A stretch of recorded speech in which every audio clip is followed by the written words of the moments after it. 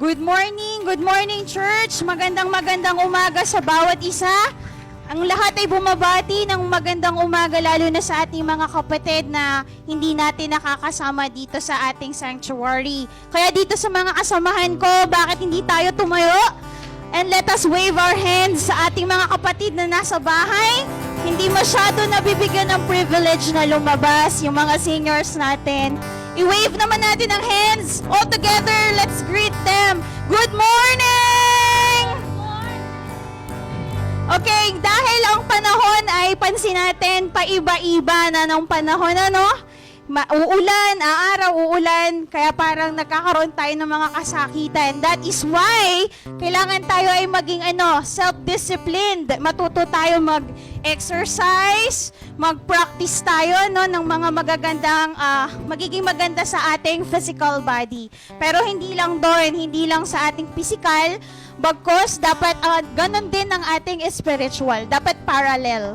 Kaya dapat this morning, ini-encourage ko ang bawat isa, let us practice every day giving our hearts to God. Amen? Let us practice communicating. Practice engaging ourselves. At tayo ay let's just enjoy the work of the Holy Spirit in our lives. Kaya mga kapatid, sama-sama tayo magpuri sa Panginoon sa umagang ito. Let's worship God in spirit and in truth. Hallelujah. Let's worship the Lord. Hallelujah. Purihin natin at awitan ang ating Diyos, Maker of heaven and earth, ang ating Panginoon na laging nandyan para sa atin, ang ating Panginoon na nagbigay sa atin ng kalayaan, the one who gives us the victory. Amen? Let's sing, let's worship, let's give thanks sa ating Panginoon. Chains are broken, as you have spoken. It is finished on the cross. Now I'm living in your freedom. Jesus, you have set me free.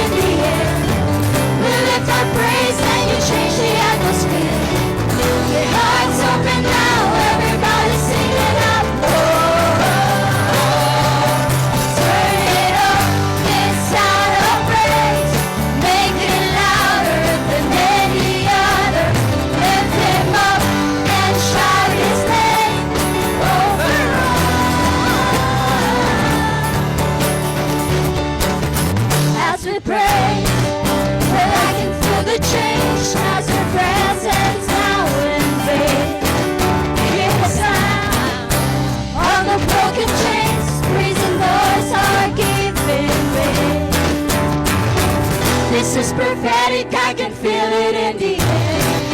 You lift my praise and you change the atmosphere. With hearts open now, everybody's singing out. I am ready. Turn it up, this sound of praise. Make it louder than any other. Lift it up and shout His name over all. Turn it up, this sound of praise. Make it louder than any other. Lift Him up and shout His name over all.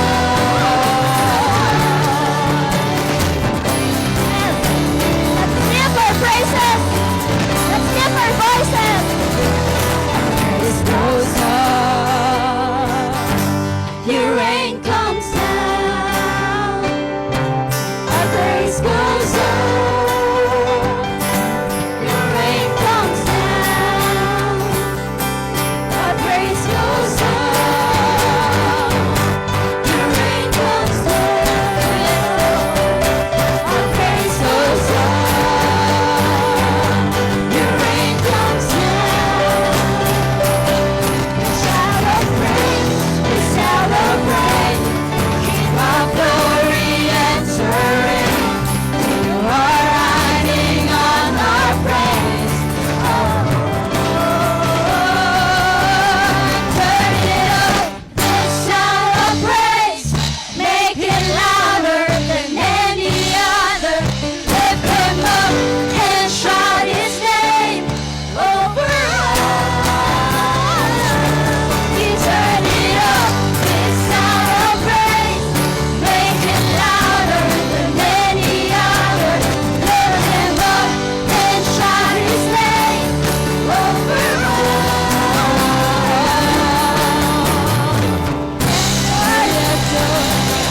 Hallelujah. Praise the Lord. Give Him the thanks. Oh yes,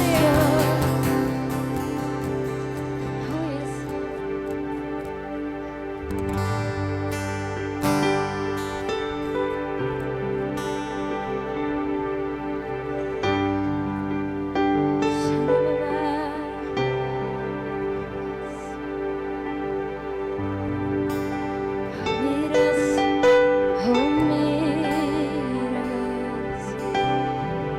Why don't you just sing your own love song to them this morning?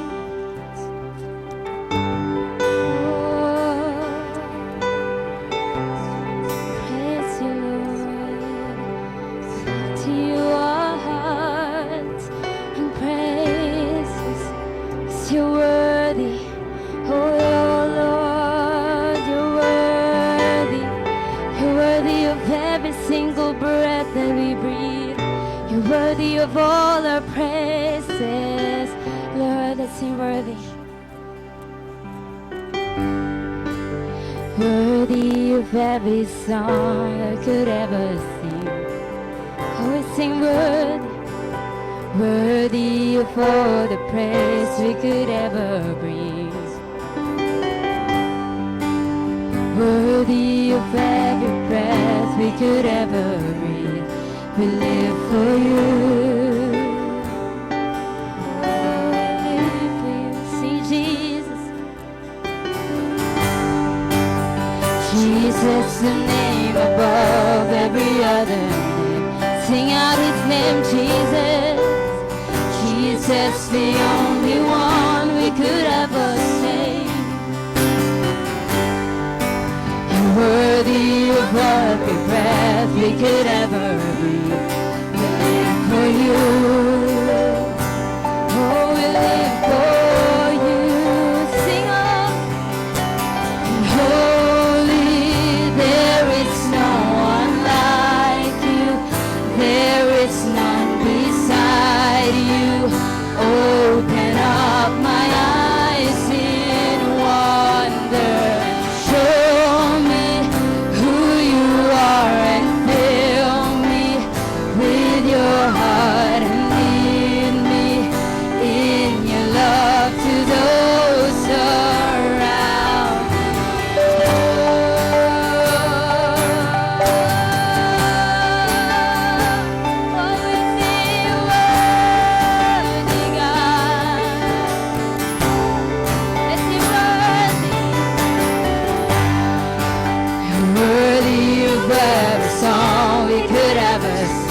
Oh yes, Lord, you're worthy, worthy of all the praise we could ever bring.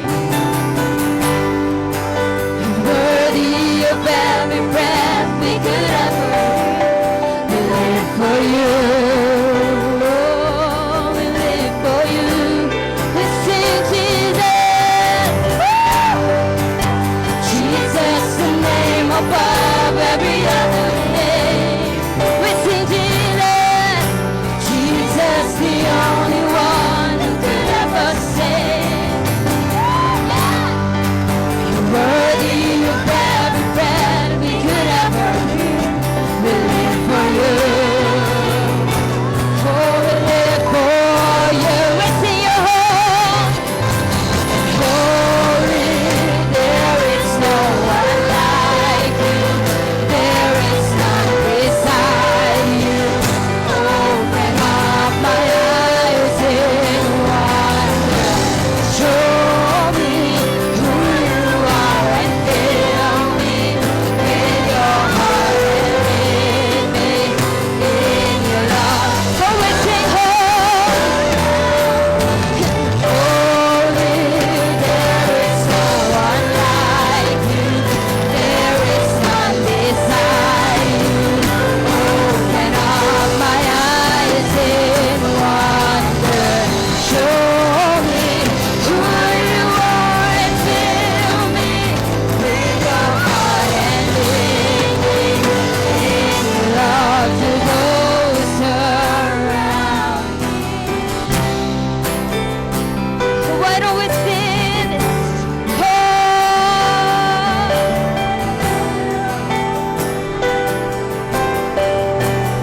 Oh, we'll build a life. I will build my life upon your love. It is the firm. Oh, let's sing, let's sing. And I will put my trust in you alone. And I will not, oh, I will build my life. I will build my life upon your, oh,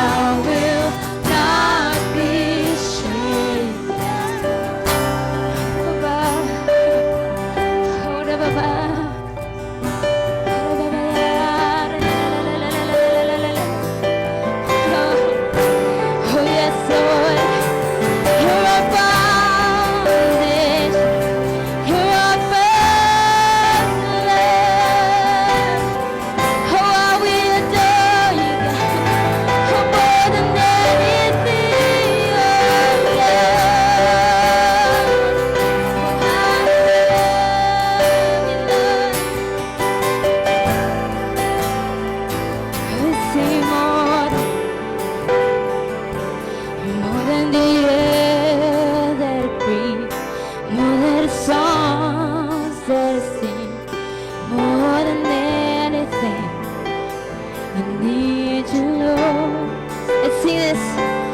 More than the air that I breathe, more than the songs that I sing, more than anything. I need you, Lord. More than the air that we breathe, more than the songs that we sing, more than anything. I need you, Lord. More than the air that we breathe, more than the songs that we sing, more than anything. I need you, Lord.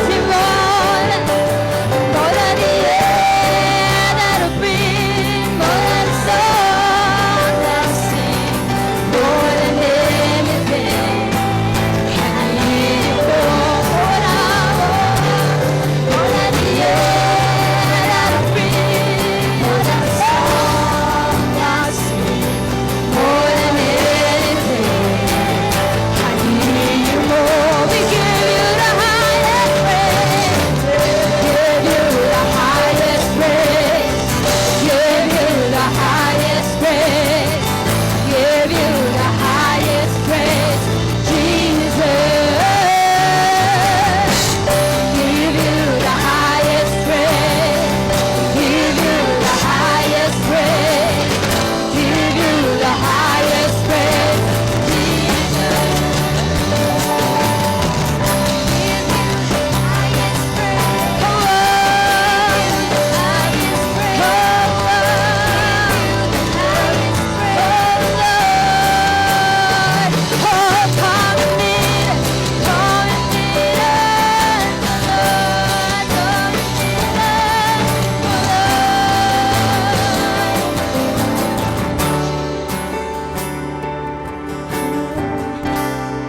Say more than need you more than anything. Need you more than the air I breathe, more than the songs that we sing, more than anything. I need you, Lord. More than the air that I breathe, more than the songs that I sing, more than anything. I need you, Lord. Oh, how we need you. Oh, how we desire. Oh, how we desire. Oh, just desire this morning.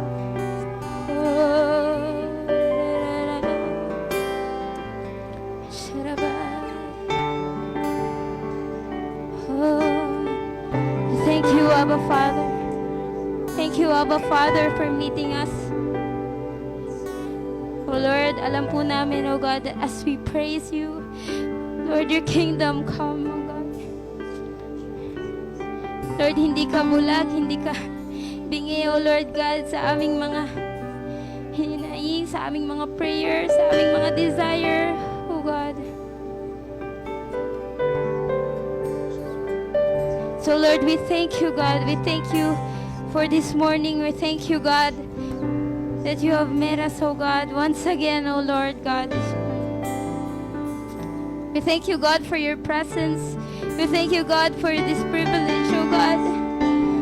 Lord, hindi ka tumitingin sa aming mga past, sa aming mga mess, sa aming mga mistakes, oh God. Instead, you still look at us as your children, oh Lord God. And we thank you, God. We thank you for that kind of love, oh God, that you give us an ending, oh Lord God. Indeed, how faithful you are, oh Lord God. So, Lord, we lift to you our voices. We lift to you our hearts. We lift to you our whole selves, oh Lord God. We lift to you our praises and adoration, oh Lord God, for you are worthy, oh Lord God. And thank you, Lord. Thank you for meeting us. Thank you, Lord. Thank you, Abba Father. In Jesus' name, amen and amen.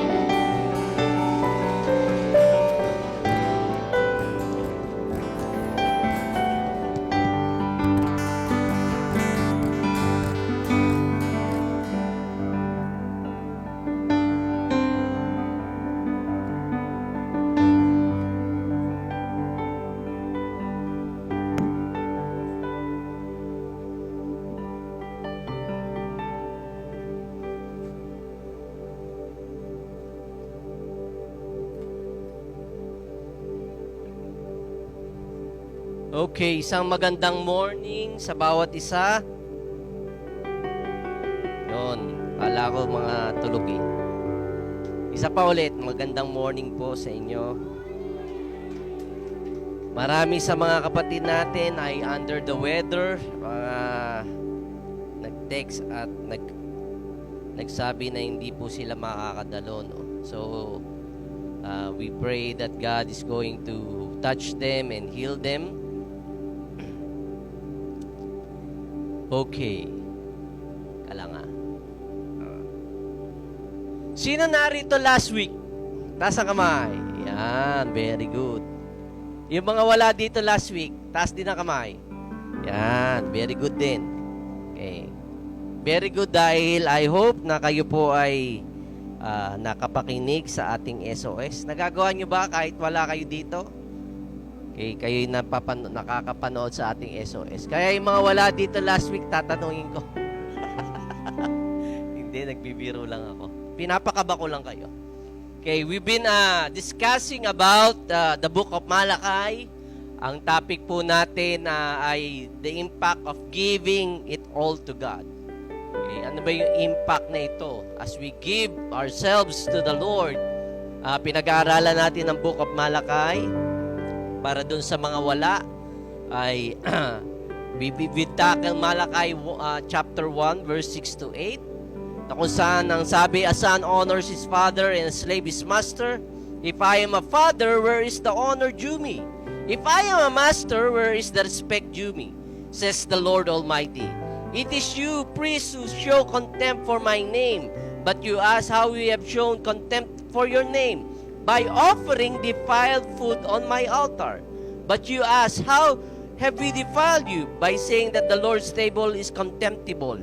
When you offer blind animals for sacrifice, is that not wrong? When you sacrifice lame or diseased animals, is that not wrong? Try offering them to your governor. Would he be pleased with you? Would he accept you? Says the Lord Almighty. Okay. So last week ay tinakil natin na may mga bagay na tinapos na ang Panginoon Diyos sa krus ng Kalbaryo nung siya ay dumating ang Panginoon sa Kristo. At ang isa po dito ay ang animal sacrifices. No?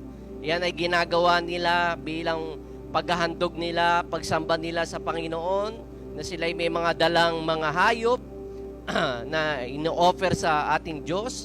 Pero when Jesus came, okay, diniklara na ang Panginoon Diyos ang kordero na nag-aalis ng kasalanan ng sanlibutan. He is the Lamb of God.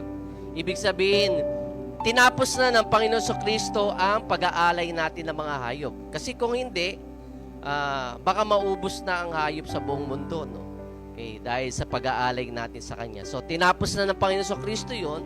And so, dito sa Malakay, nakita natin na bagamat redundancy, no? Monotonous yung kanilang ginagawa.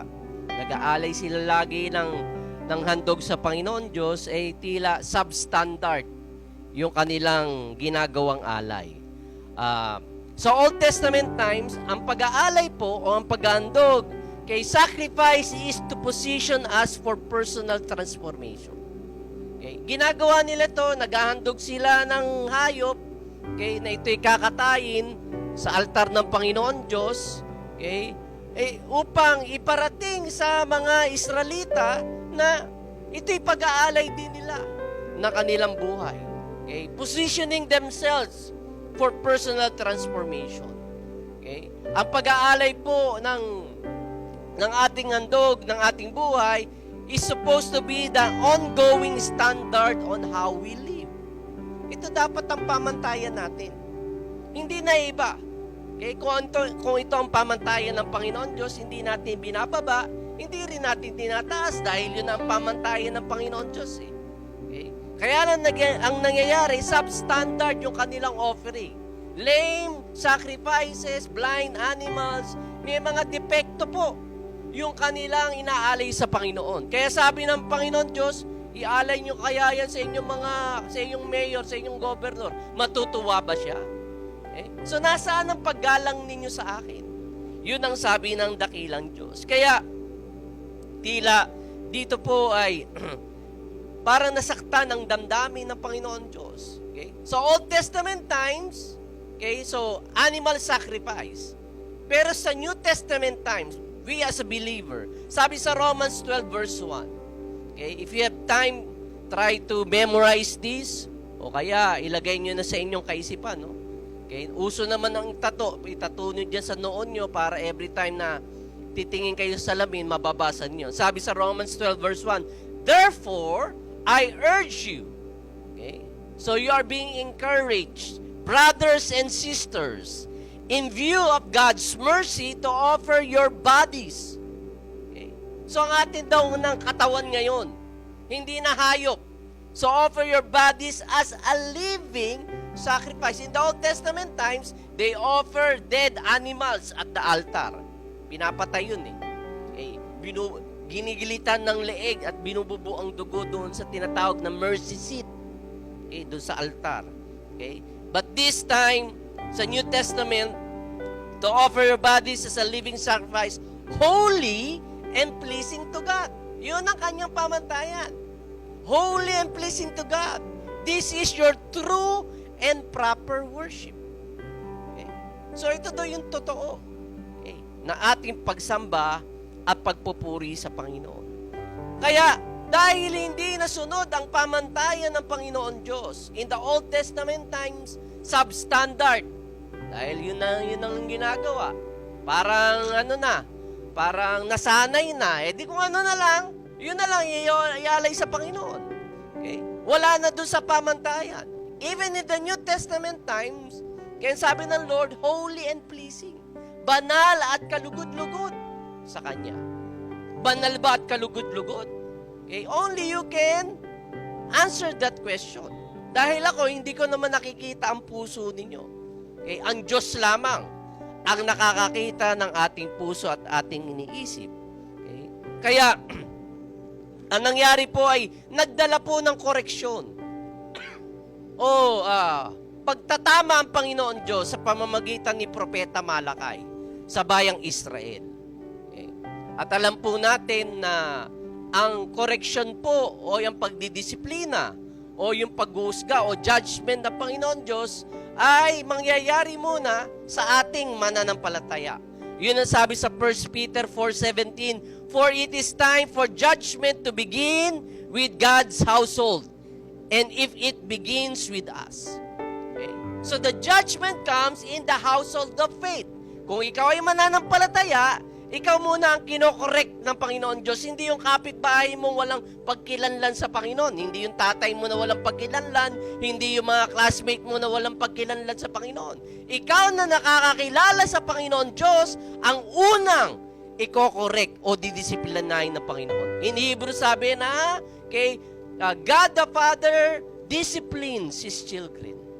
At ang mga magulang na narito, okay, alam ko na ayaw nyo mapahamakan yung mga anak, kaya dinidisiplina nyo, kinokorek nyo ang mga bata. Kaya lang kadalasan ng mga millennials ngayon, masabihan mo lang, okay, di ba? Iba na ang attitude. Yan mo na kayo! Minsan nakakatakot pa. Okay, di ba? Pero ikaw'y pinagsasabihan dahil ikaw ay iniibig. Ikaw ay minamahal. Ilagay niyo yan sa isang perspective. Kung hindi ka pinagsasabihan ng mga magulang mo, wala silang pakialam sa iyong buhay. Bahala ka. Mapahamak ka, bahala ka. Buhay mo yan eh. Diba? Pero dahil ikaw ay pinagsasabihan ng mga magulang mo, ikaw ay kinokorek ng Diyos Ama, sinasabi na iniibig kita, I am concerned about your life. Okay. So judgment comes in the house of the Lord. Okay? Why? Because so that we can accurately represent Jesus sa ating kapwa, sa mga tao na wala pang pagkilanlan sa ating Panginoon. So judgment of God to His people is always discipline. Sabi nga, discipline. Okay? Always remember that. Hindi para i-shame kayo. Hindi para ipahiya kayo. Hindi kayo hinuhusgahan ng Panginoon Diyos. Hindi kayo minahamak ng Panginoon Diyos. Para kayo ay ipahiya. Pero para po kayo i-correct. Para po kayo i-disiplina. Okay? Kaya ang cause at effect ng correction ng Lord sa ating buhay, okay, at sa mga anak ng Panginoon Diyos sa panahon ni Propeta Malakay is dahil sa kanilang complacency, sa kanilang offering. Okay? Kasi yun na nang yun eh. Naging complacent na sila sa kanilang ginagawa, sa kanilang paglilingkod sa Panginoon, sa kanilang pag-aalay sa Panginoon. Okay? Kaya yung puso ng mga tao during the time ni Malakay, ayun din ang sinasabi ng Panginoon Diyos sa New Testament believers. Sa Revelations 2, verse 4 and 5, okay? Yet I hold this against you. You have forsaken the love you had at first. Kinalimutan niyo yung first love ninyo. Consider how far you have fallen. Ito ang pamantayan ng Lord. How far you have fallen. Lumaglag ka doon sa pamantayan ng Panginoon Diyos sa iyong buhay. And so, ano sabi ng Lord? Repent! Magsisi! Tumalikod sa iyong mga pagkakamali. Repent and do the things you did at first. Balikan mo yung mga dati mong ginagawa. Okay? Kaya ang conclusion po natin last week, mga kapatid, kaya ang ating pong aplikasyon is that yung ating pong ginagawa sa ating paglilingkod sa Panginoon, maging sa kabuuan ng ating buhay, we should not lose the reason why we are doing these things.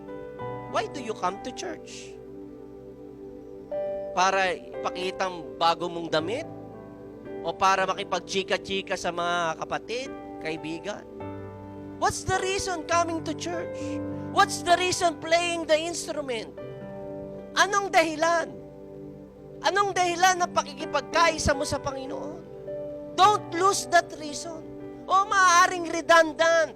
Paulit-ulit. Sunday after Sunday, Bible study after Bible study. Pero anong reason? Anong reason bakit ikaw ay narito? The reason that you are here is because God is investing in your life. God is talking to you. God is asking that if you want to see your future, then listen to me. That's the very reason. Because God has a wonderful plan for your life. Yun ang rason. Why you are here, coming up Sunday after. Don't lose that reason. Okay? Marami sa mga kapatid natin, dahil dala ng pandemic, hindi makapag-church. Yung iba sa kanila, nawala na ng gana. Pwede naman pala mag-online eh. Okay? Kaya lang, ang problema, nag-online nga ba sila? Okay? Kahit nga sa ating prayer meeting, ang laging reason, mahinang wifi eh. Kaya nagpapasalamat ako doon sa mga kapatid natin na kay paputol-putol, di ba? During the OPM, susulpot, mawawala, susulpot. Pero ibig sabihin, nagtatry sila. Lord, I want to be part. I want to engage. Pero yung iba dahil nabibisit na, nga lang. Mali pa rin po. Kaya hopefully in the coming months, magkakaroon tayo ng once a month face-to-face na OPM. Yan, si Ate Kerlin lang pumalakpak. Kasi siya lang excited. Gusto niyo ba yon? 1, 2, 3, 4, 5, 6 lang. Salamat po sa 6 na mga kapatid natin na ako po'y talagang encourage. Okay, kaya kung minsan po si Ma'am Eunice wala na dito, no? Nag-resign na po siya. Okay, she's not feeling well. Okay. So, yung ating pong pananampalataya at obedience are measured by our activity. Okay. The things that you do, go back to the previous things that you do. Okay? Kaya, coming to church, paano ba mami-measure ang iyong katapatan with the Lord sa iyong church attendance? If you attend. Okay? Mami-measure ba kung hindi ka ma-attend? Hindi. By the activity, you attend. Okay, you attend because you have the reason. God is investing in my life. God is concerned in my life. And I want that investment to come into me. Okay? Hindi para magpaganda lang, magpogian at magpachika-chika. Okay? That's why that's the thing that we try to demonstrate our obedience. Okay? Not losing the reason why. Okay? Kaya sa mga ating pong pag-aaralan sa umagang ito, tayo tumayo sa Malakay 1, verse 5, 11 at 14. Okay? Dahil ang sentro ng Malakay ay ang pag-aalay, ang paglilingkod, okay, ang paghahandog sa Panginoon. Malakay chapter 1, verse 5, 11, 14, Your eyes shall see, and you shall say, The Lord is magnified beyond the border of Israel. In verse 11, For from the rising of the sun even to its going down, my name shall be great among the Gentiles. In every place incense shall be offered to my name, and of your offering, for my name shall be great among the nations, says the Lord of hosts. And in verse 14, But cursed be the deceiver who has in his flock a male, and takes a vow, but sacrifices to the Lord what is blemished.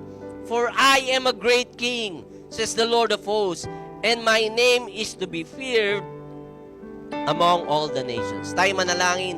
Panginoon, Ikaw ang dakilang Diyos na aming pinaglilingkuran.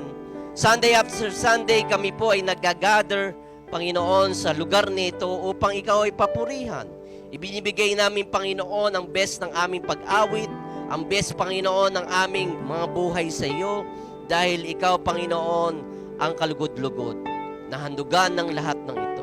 You deserve our worship. You deserve, Lord, our praises, O God.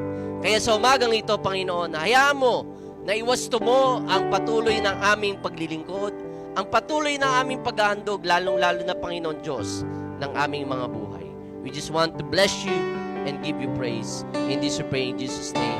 Amen. You may be seated. Thank you, Ate Beb. Ni-recall ko lang yun last week. Okay. Naku, 9:30 na. Hopefully, I'll be finished by 12:30. Hindi. Mabilis lang ito. So, ang konsepto po ng ating pong tinatalakay ay yung paglilingkod. Ang pagbibigay natin sa ating Panginoon Diyos. Kaya paano ba natin binibigay ang ating sarili sa Panginoon Diyos? Okay? Inihahandog natin ang ating sarili with absolute abandonment. Talagang todo-todo na. Okay? Yung total surrender. Ganyan ba ang inyong attitude when you come to Christ? Okay? Na ang buhay ninyo ay, Lord, kung magre-risk man ako, ibibigay ko na lahat. Kung sa sugal, itotodo ko na. Dahil kung ito may sugal, okay, at siguradong panalo ko eh. Okay? Dahil ako'y sa iyo. Okay? So, ganun dapat ang ating attitude. Okay? Dahil kung ganun ang ating attitude, it's going to affect the nations. The nations are going to see that. Okay? The reality of Jesus sa ating buhay. Kita nila ang Panginoon Kristo sa ating buhay. Pero kung half-hearted po ang ating pong paglilingkod, complacent tayo, alam natin sa Proverbs, okay, na complacent is related to the destroyer of the gospel. Ibig po sabihin, ina-undermine natin, minamaliit natin the concept of God's nature. Yung pagkatao ng Panginoon Diyos. Sino ba siya? Sino siya sa buhay natin? Last Friday, sabi nga ni Ate Beverly sa kanyang shinare sa OPM na you grow. Okay. Paano ba yun? you grow, the Lord becomes bigger. So pag ikaw ay lumalago sa Panginoon, ang Panginoon din ay lumalaki sa iyong buhay. Hindi maliit ang pagtingin mo sa Kanya. Okay? Alam mo, He's a big God. He becomes bigger. The same thing. Okay? Sa ating pong pakikipag-ugnayan sa Panginoon, sa paglago natin, sa pagbabasa natin ng Biblia, sa paglilingkod natin, sa pamamagitan ng ating buhay, lumalaki. The Lord has been magnified in our lives. Kaya nga sabi ni David sa Psalms, "Oh, magnify the Lord with me, and let us exalt His name together." Kaya lang nangyayari, ang ratsada ng demonyo, na minamagnify natin yung problema natin. Makaramdam lang tayo ng konting sakit, naku, heart attack na yata, naku, mamamatay na ako. Okay. O kaya wala ng bigas. Okay. Wala nang masasaing, wala nang pagkain, wawa naman. Na ma-magnify yung problema. Imbis na ma-magnify natin ang Panginoon. Diba? Natatawa kayo kasi ganun kuminsan eh. Yun ang natural na tendency. Pero sa anumang sitwasyon ng ating buhay, wag po natin bigyan ng authority yung circumstances natin. Okay? Wag tayong magmurmur. Diba? Katulad ng mga Israelita sa ilang. Let's magnify the Lord. Why? Okay? Anong sabi doon sa Malakay? Because He is a great King. Akong dakilang hari. All good gifts comes from Him. Lahat ng mabubuting bagay ay nagmumula sa Kanya. Okay? Ang ating buhay ay nagmumula sa Panginoon Diyos. Okay? Bakit ka may hininga ngayon? Ikaw ay may hininga dahil yun ay inalaw ng Panginoon Diyos na ikaw ay tumibok ang iyong puso. Everything has been sustained by His words and His power. Lahat ng mga bagay ay nasa makapangyarihang kamay ng ating Panginoon Diyos. He is the source of everything. Do you believe that? That God is the source of everything in this world. So He's a great King. Kaya nangyayari, kung ito ay lingid sa ating kaalaman o sa ating kaisipan, yung kabutihan ng Panginoon Diyos, ay hindi po natin siya binibigyan ng katarungan. It is an injustice to Him. Yung kanyang pagiging dakila, hindi po yung pagbibigay ng karampatang katarungan sa Kanya.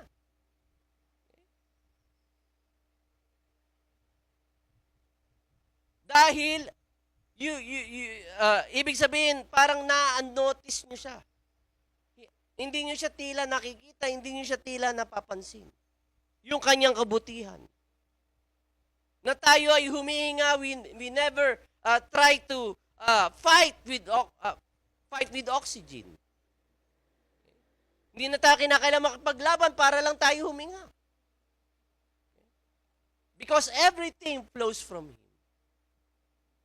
Kaya injustice yun. Okay, araw-araw ng iyong buhay, hindi mo nanonotice ang kabutihan ng Panginoon Diyos. Kaya nga sa OPM, okay, nalulungkot lang ako, no, bagamat present, pero nakikita ko yung picture lang. Ayaw nilang buksan yung kanilang video. Sabi ko, may kulangot ba sa inyong ilong? Kaya ayaw ni... Magpakita naman po. Okay. Kasi last Friday, yung mukha ko lang nakikita ko eh. Okay. Minsan sina Ate Julie, yun si Beverly, kay Ate Esther, at yun lang. Lahat naka-turn off yung video. Siguro kumakain or what. Okay lang naman, makita ko kayong kumain. Makita ko kayong nangungulangot. Magdala lang ng tissue paper. Okay. Nasaan na ba ako? Ba't ako napunta dun? Ano nga yung sinasabi ko? Okay. O, hindi natin mabigyan ng katarungan ng Panginoon Diyos. Okay. At yun ang sinasabi ng Lord sa Malakay. Yung inyong mga lame offering. Parang ipinamumukha nyo sa Panginoon Diyos, hindi ka makatarungan, Lord. Hindi ka mabuti. Ito lang para sa iyo. Okay, pilay na lamb, okay, bingi, bulag, yung mga may blemish. Ito lang para sa inyo. Kaya, this attitude creeps into the hearts of the people in the Old Testament times. How they offer their sacrifices to the Lord. Kaya in Malachi chapter 3 verse 13, ang sabi dito, and all the nations will call you blessed. Okay. For you will be a delightful land, says the Lord of hosts. Ano ang binibigyang emphasis dito ng Panginoon Diyos? Ano ang dinidescribe dito ng Panginoon Diyos? Dahil mga lame offering ang yung pinagkakalob sa akin, so I have to discipline you. I have to correct you. Because I am your father, I am concerned to you. I love you so much. So you need to be corrected. Kinakailangan kayong iwasto. Okay? And so if we go through discipline of the Lord, it is a refining process. Nire-refine tayo yung mga magagaspang nating ugali. Okay? Ay nililiha ng Panginoon Diyos. Subukan nyo kumuha kayo ng panliha. Lihain nyo yung mukha nyo. Okay? Di ba masakit?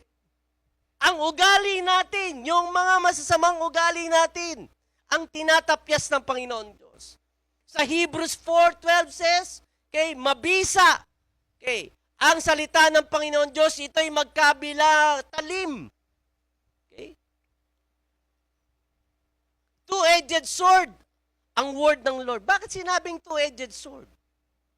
Okay? Dahil pinuputol nito yung mga bagay na taliwas sa kanyang kalooban. It's going to cut you. Things that are not right is going to cut you. Okay? Naranasan nyo ng maputulan ng daliri? Okay? O mahiwa, di ba masakit? Masakit po. Okay, yung cutting ng Panginoon. But God is trying to confront you. Okay?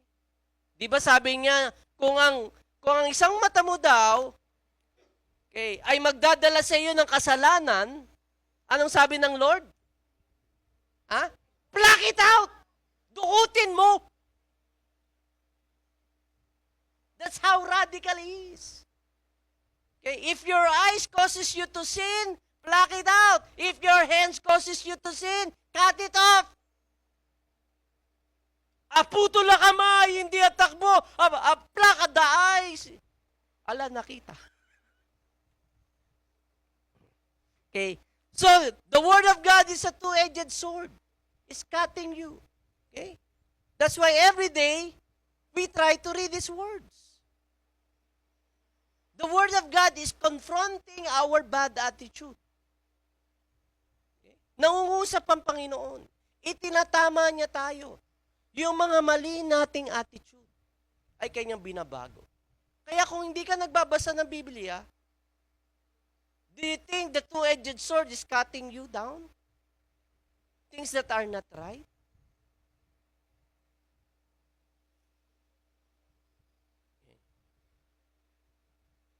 So God is correcting us so that tayo ay ma-refine ng Panginoon.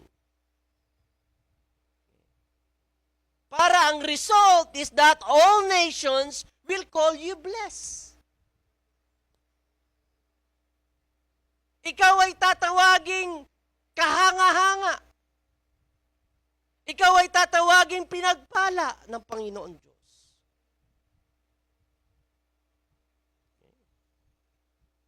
And I believe, okay, yung refining process ng Panginoon Diyos sa ating buhay as we represent Him the best that we can, ito yung bagay that touches the nations. These are the things that touches the nation, the destiny of the nation. Okay. Makikita nila yung pagbabago sa ating buhay. Mamamangha sila sa mga ginagawa ng Panginoon Diyos sa buhay natin. Hindi nila inakala, ikaw, paano ka binago ng Lord? Alam nila maaari yung buhay mo na walang iya, na walang kwenta, at di ka nais-nais, pero dahil sa pagbabago ng Panginoon Diyos sa iyong buhay, namamangha sila. So that makes the grace of God irresistible for them. Naunawaan ninyo? Nagiging irresistible ang biyaya ng Panginoon Diyos dahil sa buhay na binago niya sa iyo.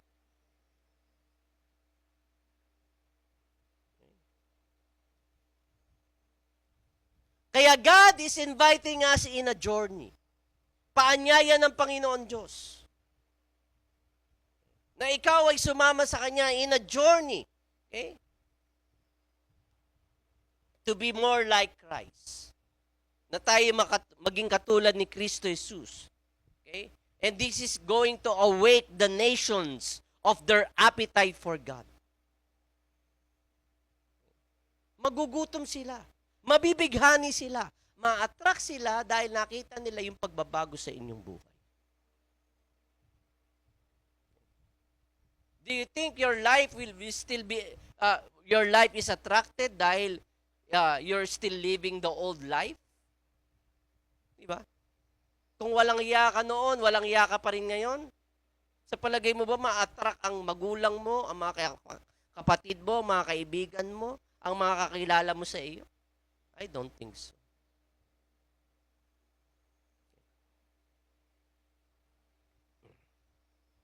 Kaya nga, the nations will call you blessed. When you've gone through the refinement of the Lord. Nare-recognize sila ang kamay ng Panginoon Diyos, ang favor at blessing ng Panginoon Diyos sa inyong buhay.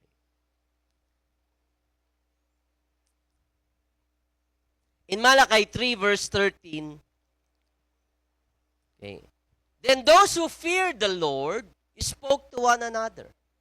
Lahat daw ng gumagalang sa Panginoon Diyos ay nag-uusap-usap.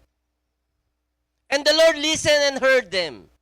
So a book of remembrance was written before him for those who fear the Lord, okay, and who meditate on His name. Binigyan ko din yung book of remembrance. So ito yung mga prophetic language na kinakailangan po natin intindihin. Bakit kinakailangan may book of remembrance? Ano yung libro ng pagpapaalala sa Panginoon Diyos? Okay. Ano ibig sabihin nun? Makakalimutin ng Diyos? Na kinakailangan niya isulat? Okay. That God forgets? And God has a bad memory? Bakit kinakailangan ng book of remembrance?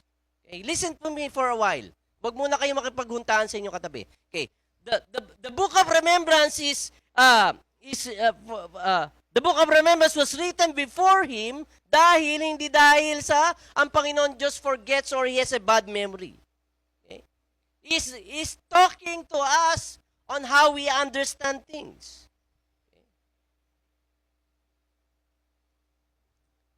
Because what matters to Him, okay, in the things that we're doing in our lives, okay, ay importante sa Kanya. And that He needs to write it in the heavenlies to be remembered. Okay. Yung mga ginagawa natin that speaks about our faithfulness to Him. Yung ating katapatan sa Panginoon, isinusulat ng Panginoon. He is engraving it in a book of remembrance. Ang sabi dito, then those who fear the Lord spoke to one another. Nag-uusap-usap. Yung mga taong may paggalang sa Kanya. Okay? And the Lord listened and heard them. Yung usapan ay pinapakinggan ng Panginoon Diyos. And so a book of remembrance was written before Him.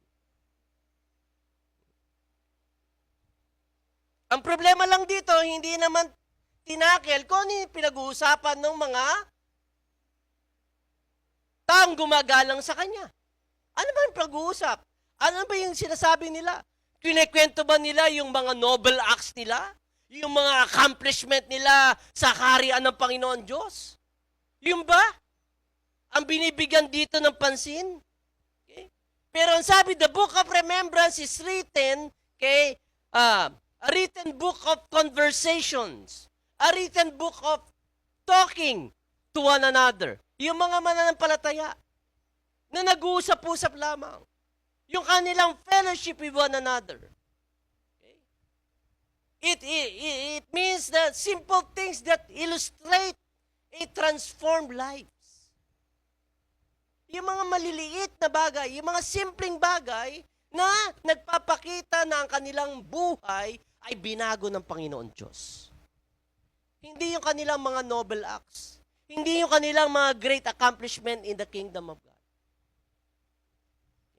What God is saying here is that every Sunday or every sa lahat ng ating gawain, we can sing, we can play the instrument, we can jump, we can clap our hands, we can dance. But if we treat each other badly, then those things are nothing to Him. Lahat ng pag-aalay at paglilingkod ninyo ay baliwala sa Kanya.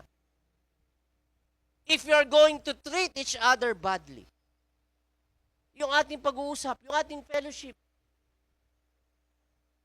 kung sa laula tayo at wala tayong paggalang sa isa't isa at pagmamahal sa isa't isa, baliwala sa Kanya ang mga bagay na yun. Kaya mga kapatid, the ongoing daily lives is what moves God. Yung pang-araw-araw na buhay ng ating ginagawa, okay, ang siyang nagpapakilo sa Panginoon. Hindi po yung ating pag-attend ng church, hindi po yung ating pagwagayway ng ating mga kamay o pag-awit ng malalakas sa Kanya. It's the way we do lives. Maaring dito magalang ka kay pastor, magalang ka kay Ma'am Eunice, magalang ka doon sa mga matatanda nating mga kapatid sa Panginoon, paano pagdating mo sa bahay? Ganon ka rin ba kagalang sa lola mo, sa lolo mo, sa tiyo mo, tiya mo, sa mga magulang mo? Because we can just pretend. Because we are with the people of God. Pero how about when we are in our own? How we do our lives?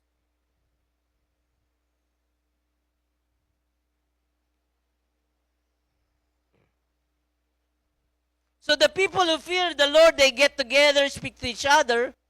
So God got a book to remind themselves about this. Walang in-specify kung ano yung conversations ng mga taong gumagaling sa Panginoon. God is moved because He saw the fellowship. May paggalang sa isa't isa. May pagmamahal sa isa't isa. May pagpapahalaga sa isa't isa.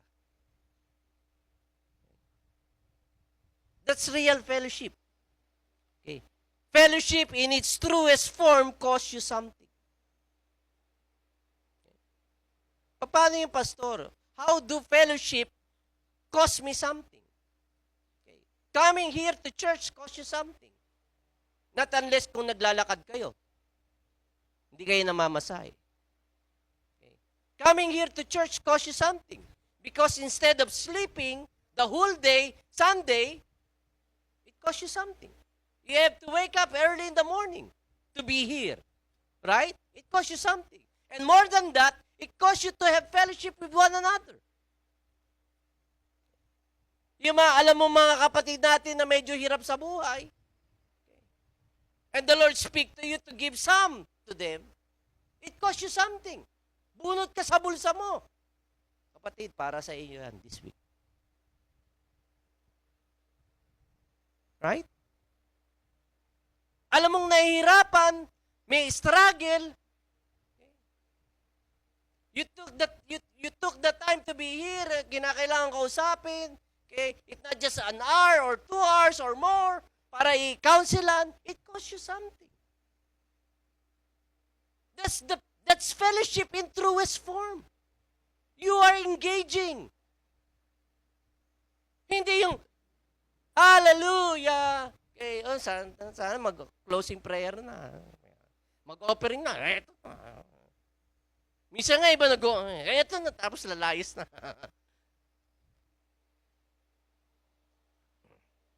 We value each other. That's fellowship in truest form. At yung mga bagay na yon, yung mga simpleng bagay na yon, moves the heart of God. It moves the heart of God.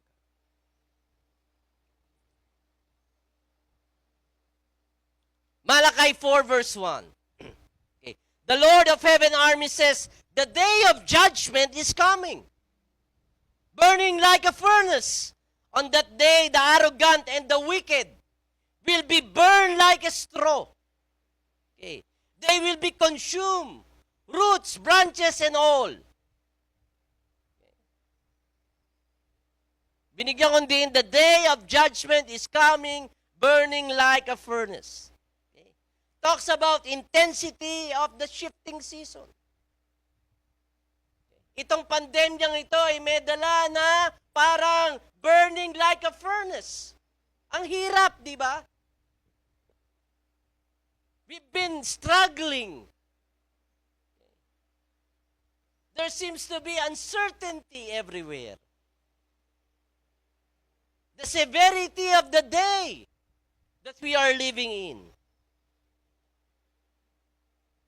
But if you try to look at it, the day of judgment could also mean a great opportunity for breakthrough. Dahil correction yun ng Panginoon Diyos. Kino-correct niya. Kaya lang yung mga pasaway, ano sabi doon? On that day, the arrogant and the wicked will be burned like straw. Will you stay like that? Will you be arrogant before the great king? That the great king deserves our excellent worship and yet you still be complacency about it?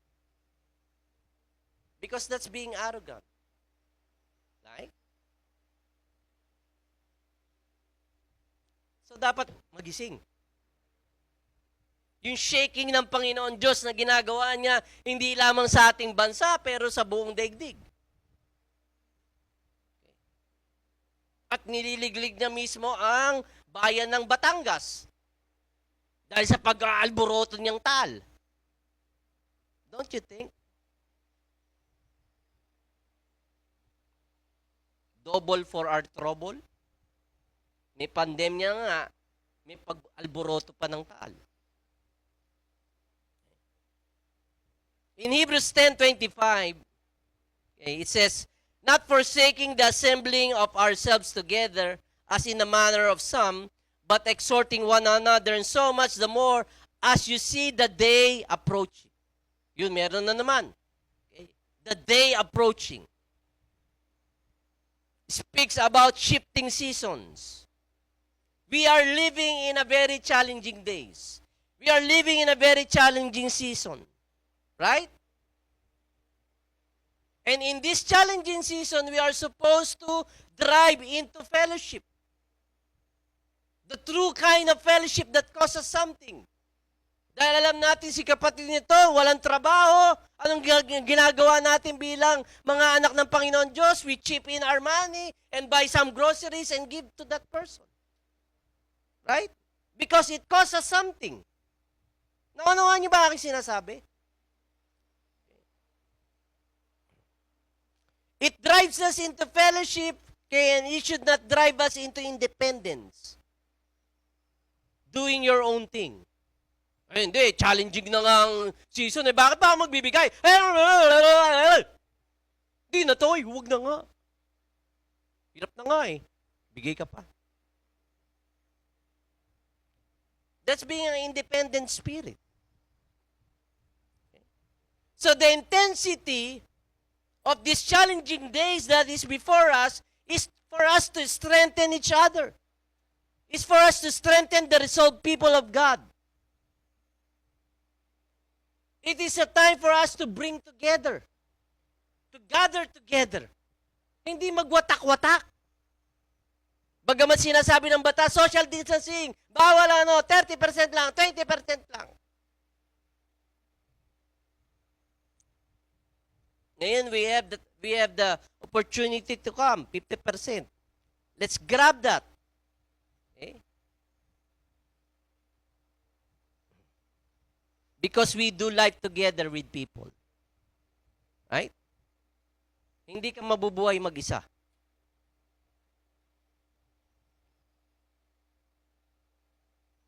I need you, we need each other. Naunawaan niyo po ba? Because when we gather, there is safety in numbers. Right? May lakas pagsama-sama kaysa nag-iisa. Naunawaan niyo yun? Okay. Katulad nung illustration ng walis tingting. Okay. Good. And there is wisdom in the counsel of many.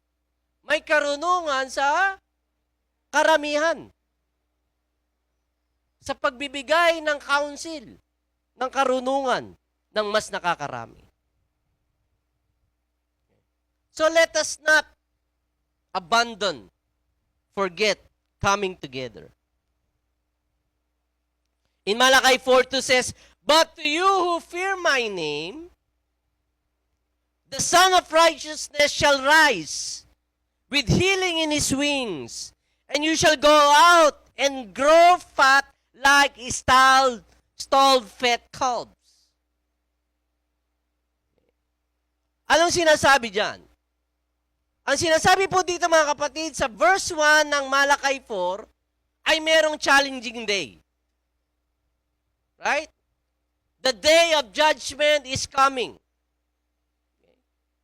A day of intensity.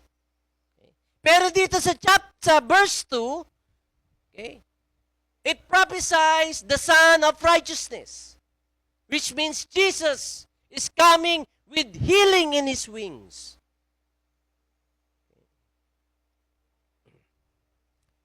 So what I'm saying, sa verse 1, challenging season, challenging day. Pero sa verse 2, sinabi, Jesus shows up, the Son of Righteousness with healing in His wings. God is saying there is an intensity in this shifting seasons, okay?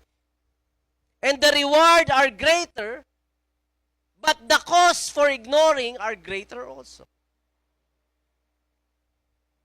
Sa verse 1, mahirap, pero sa verse 2, sinasabi ng Lord ang promise na Jesus is coming with healing in His wings. Okay.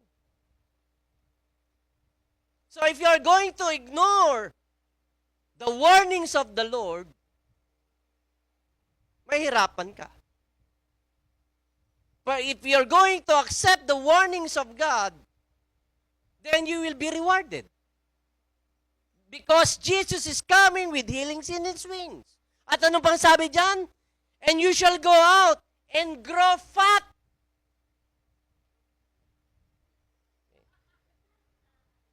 Tataba kayo, katulad ng mga baka na walang humpay ngumuya.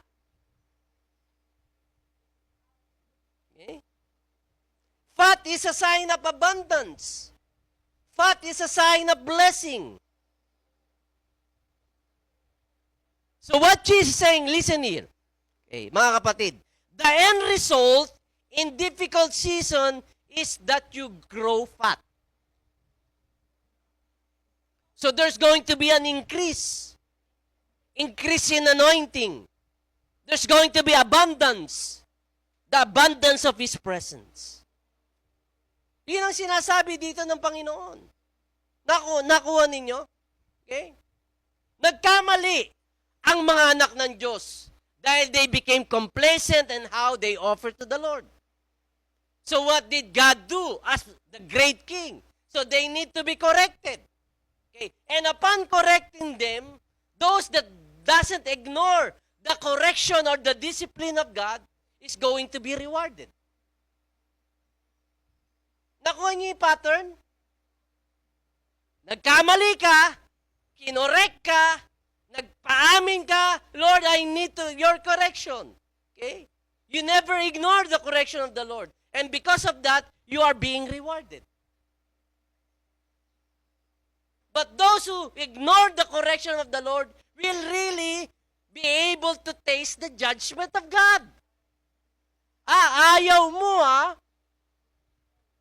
Nagmamalaki ka sa akin?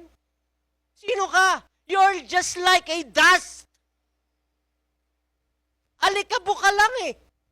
Yung alikabok na hiningan ko, binigyan ko ng buhay.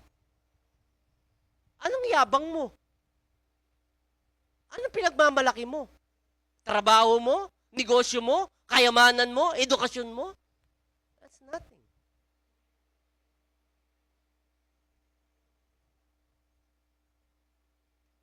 So if you don't ignore the correction of the Lord, He'll be rewarded.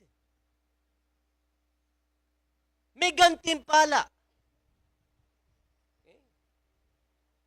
And in verse 3, listen here. You shall trample the wicked, for they shall be ashes under the soles of your feet.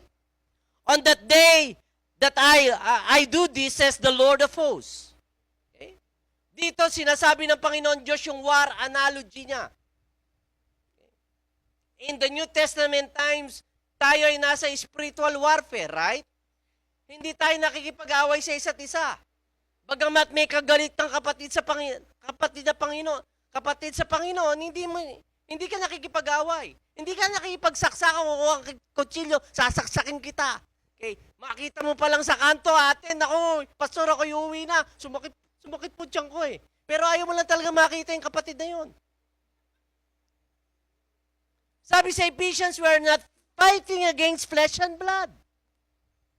Hindi sa dugo at laman ang ating pakikipaglaban, but against the principalities of darkness. Okay? So what God is saying here in Malachi 4, verse 3, is the reality of demonic realm. At ano ang kanyang misyon? Kill, steal, destroy. That's his mission. That's the mission of the devil in your life. Kill, steal, destroy. Sirahin ka, nakawan ka, patayin ka. Di ka niya tatantanan. Okay? Kaya lahat ng dealings ng Panginoon Diyos sa atin always have a purpose. Meron siyang inihandang something bigger sa ating buhay. With this war analogy, with this kind of spiritual warfare that we are in. And you need to know that. Okay? Na ikaw ay nasa spiritual na pakikibaka. Okay? Kaya kinakailangan mo maging alerto din. At bilang hamon, mga kapatid, yay! Matatapos na si Pastor. Salamat sa Panginoon. Okay. Sa Malachi 4, verse 5 to 6, ito ang pinaka-importante. I want you to listen here. Okay. Sabi sa 5 and 6, Behold, I will send Elijah the prophet before the coming of the great and dreadful day of the Lord. And he will turn the hearts of the fathers to their children. Okay? And the hearts of the children to their fathers, lest I come and strike the earth with a curse. So, ano yung sinasabi dito ng Panginoon Diyos? Okay. That He's going to send Elijah the prophet. Sa New Testament times, okay, ang pinsan ni Jesus na si John the Baptist ay sinabihan ng Panginoon sa Kristo mismo, okay, John the Baptist, my cousin, is like Prophet Elijah. Siya si Prophet Elijah. Pinapisay sa Malachi na I will send Elijah the prophet. Wala na nga si Elijah eh. Okay, dito sa Old Testament times, mas nauna si Elijah kaysa kay Malachi. Pero sabi ng Panginoon Diyos kay Malachi, I will send Elijah the prophet. And Jesus says, John the Baptist is Elijah. It means it has already happened. But the impact of this prophecy is not yet realized. But ano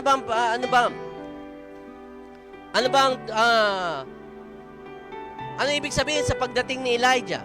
Sa verse 6, ang sabi niya, he will turn the hearts of the fathers to the children, and the hearts of the children to the fathers. Okay? Ano ibig sabihin nun? Listen here. Kayo na miyembro ng inyong mga pamilya. Lahat naman miyembro ng pamilya, no? Walang singaw. Okay? Pakinggan niyo po ito. The hearts of the fathers to their children and the children to their fathers is about reconciliation. It's all about restoration. Restoration of relationship in the families.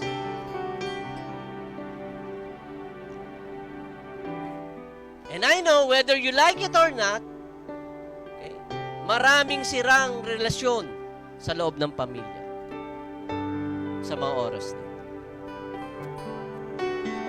May mga miyembro kayo sa inyong pamilya na hindi nyo kinakausap for so many years.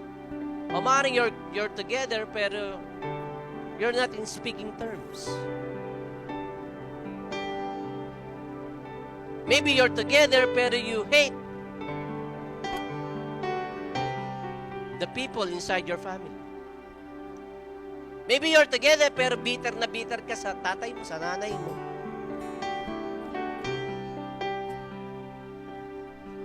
The turning of the hearts of the fathers to their children and the hearts of the children to their fathers is all about restoration of relationship in the families. Bakit mabigat itong sinabi ng Panginoon Diyos kay Prophet Elijah sa buong Israel?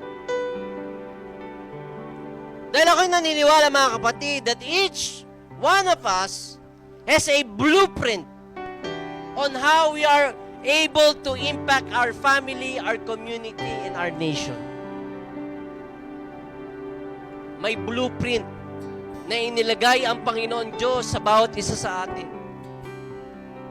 How we are going to influence your own family, your community, and even the nations. So, ibig sabihin ng blueprint, alam mo, bakit may blueprint? Mami Ninya, civil engineer ka, di ba? Bakit kinakailangan ng blueprint? Dito babasihin ng mga engineer kung paano magtayo. Right? Ibig sabihin, may plano. God has a plan for your life. God has a blueprint for each one of us. Ano man o sino man ang iyong pamilya, nais ang Panginoon Diyos that you influence your family first. And then your community. And then your nation. Okay. Dahil ayon sa sociology, okay, the basic unit of society is what? It's the family. It's the family. Makikita mo ang tibay ng isang bayan hindi sa kanyang kayamanan, hindi sa kanyang natural resources, hindi sa dami ng kanyang pera. Makikita mo ang tibay ng isang bayan sa pamilya. Kamusta na ang pamilya niyo, mga kapatid? I believe that the blueprint of a transformed community is in a healthy family. How healthy is your family? Gaano kalusog ang iyong pamilya? You might be saying, Pastor, nag-iisa lang naman akong Christian. Yun nga! Yun nga ang dahilan kung bakit ikaw ay narito, nag-iisa ka lang dyan. At nais ko, anak, na i-represent mo ko sa iyong pamilya ng nararapat. Because that's the only way you are able to impact and influence your family members.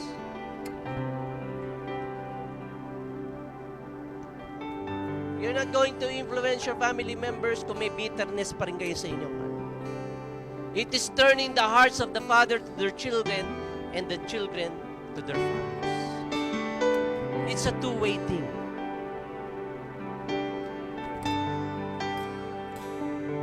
Kaya mga kapatid, ang hamon po ng Panginoon Diyos sa atin ay imbitasyon na makipagkaisa sa Kanya in a journey.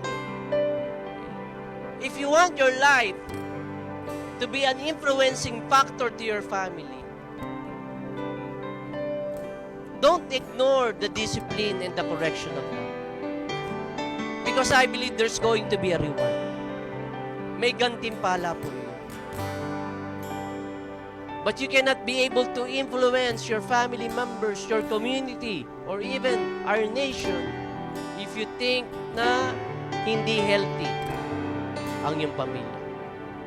Na hindi restored ang relationship sa inyong family. Why don't we all stand in the presence of the Lord? Sing this song, this worship song, Love Came Down and Rescued Me. Panginoon, sagapin mo kami sa pagkakataong ito. Ito ang aming panalangin. Let's make it a prayer before Him. Sing with all of your heart.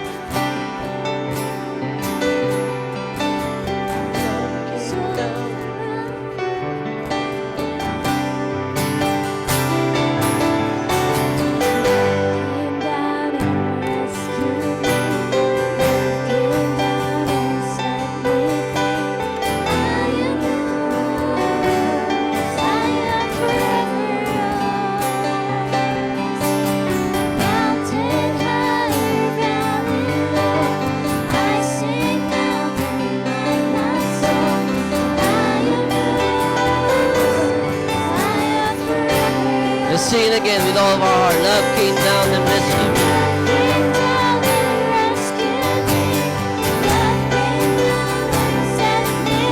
I am yours, Lord.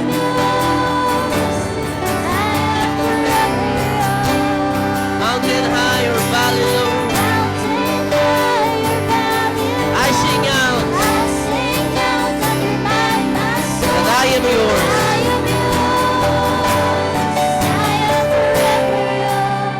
Hallelujah. Yes, Lord. Father, I pray that you speak into our hearts right now. Panginoon, kung meron man po sa amin na nagmamataas at nagyayabang that we can do it on our own, dalain ko, Diyos, mangusap ka sa taong iyon. Ikaw ang source ng lahat ng bagay. Sa iyo nagmumula ang hininga ng aming mga buhay.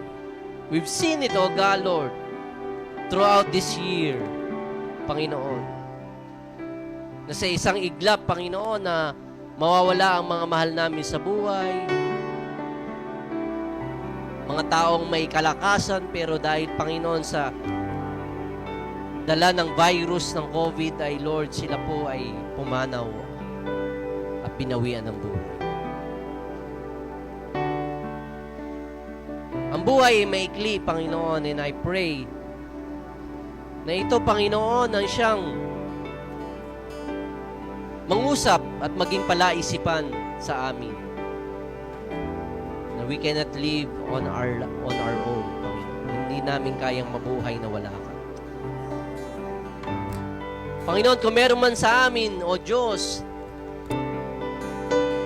na tila nalulunod sa kumunoy ng kasalanan, na tila nalulunod, Panginoon, sa mga hindi ka nais-nais na pamamaraan ng buhay nito sa mundo.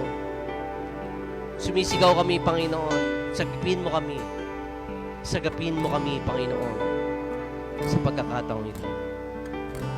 Aming inaamin na ang aming buhay ay sa iyo, Panginoon. Sing the song one more time. Really make it a prayer. We just offer our lives right now before the Lord. Can we do that? Come on, let's sing it with all of our heart. Love came down and rescued me.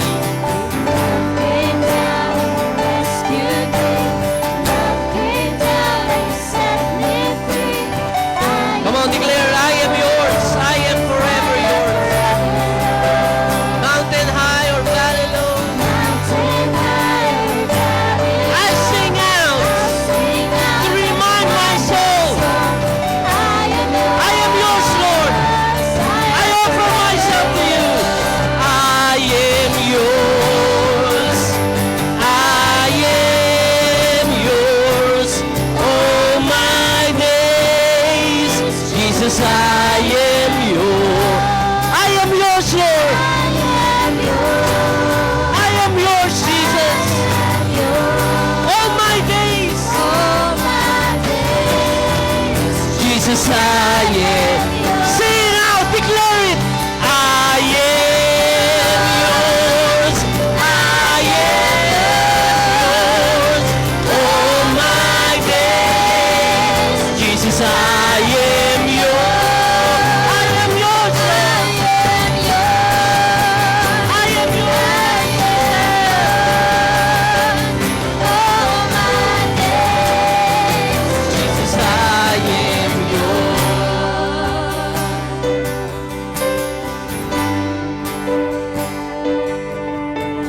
mo kami, Panginoon Diyos, ng iyong dakilang pag-ibig, ang aming puso't kaisipan sa umagang ito.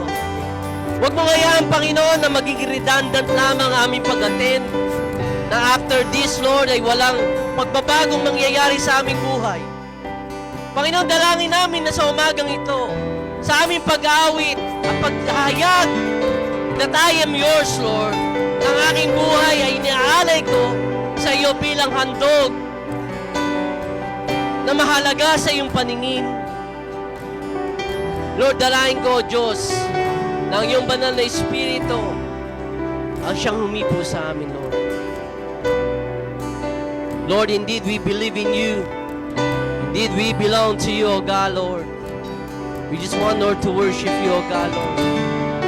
We just want to declare, O God, Lord, that you are faithful, O God. That you are the King of Kings and Lord of Lords in my life. At ikaw, Panginoon, ay mahalaga, Panginoon, at karapat-dapat na mabigyan ng kaluwalhatian at kapurihan sa iyong pangalan. Oh, we believe in you, O God, Lord. We belong to you. Let's sing the song, Jesus, I believe in you. Jesus, I belong to you. Make it a prayer. Jesus, I belong to you. Come on, declare it. You're the reason that I live.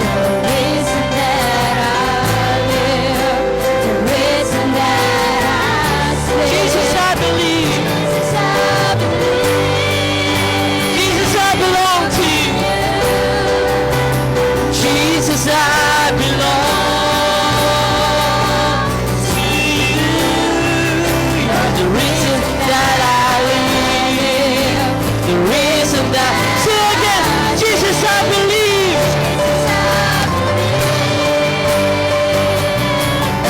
And I belong to you.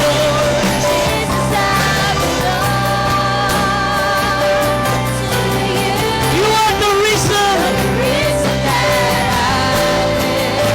The reason that I sing with all I am. Come on, give it the worship. I will worship. Come on, give it the best. I will worship you.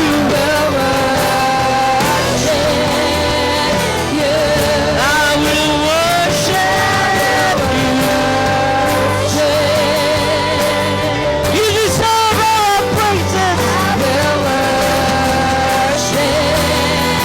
Lift your name. I will worship you. I will worship you. Oh, I will worship you. You deserve our praise. I will worship.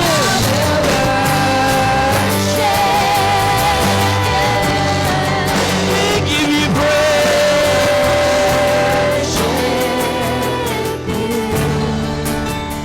Jesus, I believe.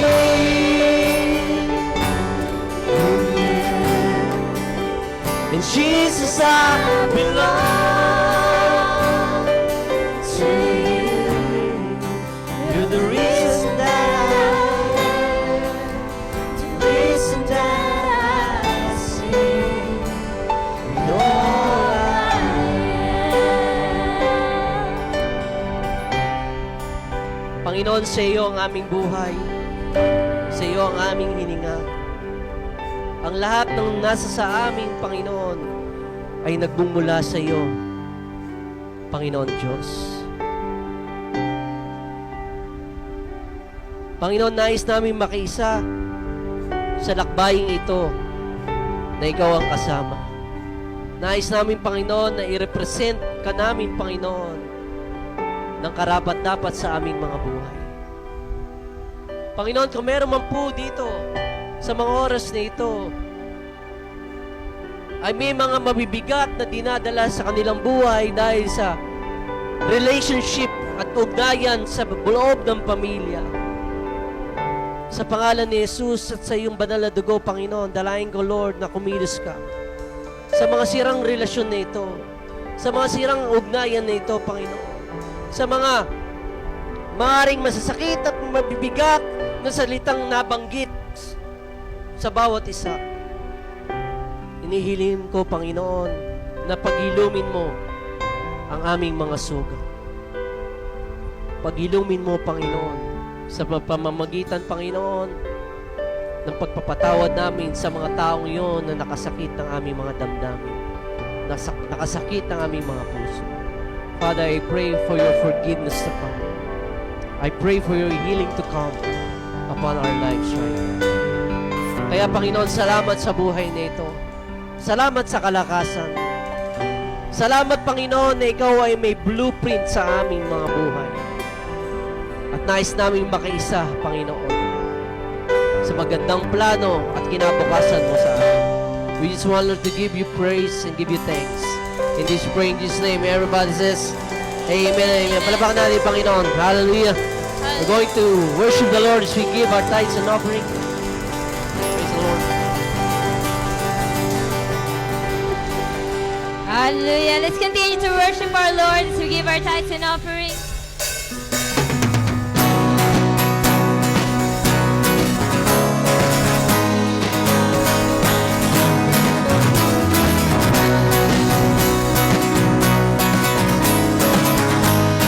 Sing, come, let us worship. Let us worship our King.